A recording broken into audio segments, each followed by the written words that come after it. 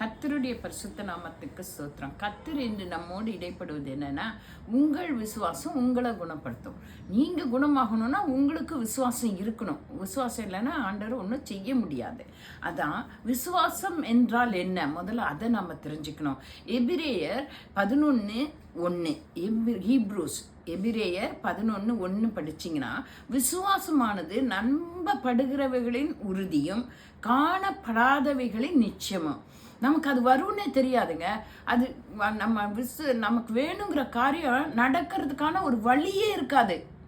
ஆனால் நம்ம நம்பணும், என் தேவன் எனக்கு செய்வாரே, என் தேவன் என்னை நான் விசுவாசத்தை நடத்தி தருவாருன்னு நம்பணும். காணப்படாததுக்கு நிச்சயமாக இருக்கணும். அதுதாங்க அதே அதே ஹீப்ரூஸ் 11:6 என்ன சொல்லுன்னா, விசுவாசம் இல்லாமல் தேவனுக்கு பிரியமாக இருப்பது கூடாத காரியம். It is not possible. நீங்கள் ஆண்டவரை நேசிக்கிறேன்னு சொன்னீங்கன்னா உங்களுக்கு விசுவாசம் இல்லைன்னா அது பொய். என் தேவன்கிட்ட கேட்டுருக்கேன், என் தேவன் கொடுப்பாருன்னு விசுவாசிக்கணுங்க. நீங்கள் அந்த வழிகள், சிச்சுவேஷன், அந்த சரௌண்டிங்ஸ் எல்லாம் பார்க்காம பூரண விசுவாசமாக இருந்தால் தாங்க நமக்கு நன்மை நடக்கும், நம்ம குணப்படுவோம். அதுக்கு ஒரு எக்ஸாம்பிள் சொல்லட்டா, மத்தேயு 8:10 மத்தேயு 8ஆம் அதிகாரம் 8-10 படிச்சிங்கன்னா, ஒரு 100க்கு அதிபதி அவனோட வேலைக்காரன் சுகவீனம் ஆயிட்டான். அவனை கொண்டு ஆண்டவர்கிட்ட போய் சொல்கிறாரு. என்னன்னு சொல்கிறார் தெரியுமா அந்த அதிபதி?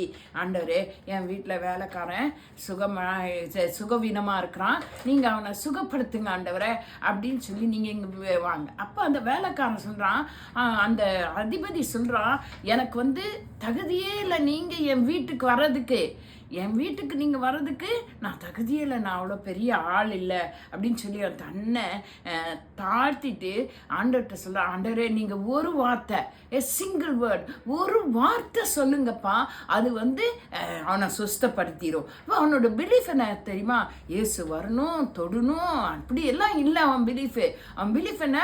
ஒரு வார்த்தை சொல்லும் கர்த்தாவே. அவ்வளோதான். ஆண்டவர் அந்த ஒரு வார்த்தை சொன்னால் போதும்னு சொன்னோன்னே, ஆண்டவர் இவ்வளோ பெரிய விசுவாசத்தை நான் எங்கேயும் பார்க்கல அப்படின்னு சொல்கிறாரு. அந்த சனத்தில் அந்த வேலைக்காரன், தூரத்தில் வீட்டில் இருக்க வேலைக்காரன் சுஸ்தமானானா.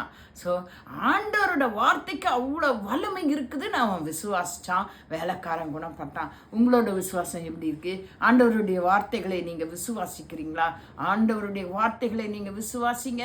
சகல விதத்திலும், இருதயத்திலும், எண்ணத்திலும், சிந்தனையிலும், சரீரத்திலே நீங்கள் சுகப்படுவீங்க, குணப்படுவீங்க. கர்த்தர் உங்களை ஆசீர்வதிப்பாராக. ஆமென்.